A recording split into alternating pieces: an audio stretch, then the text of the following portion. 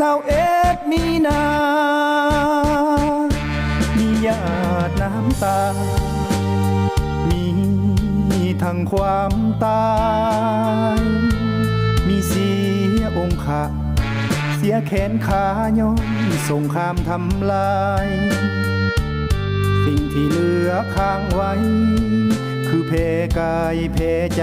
ตลอดกาล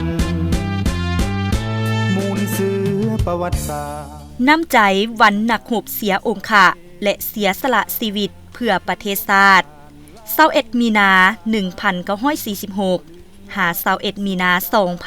2025 ครบรอบ 79 ปีมั่นยืน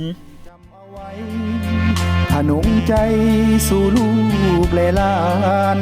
วีรกรรมมูลเสืออ่าน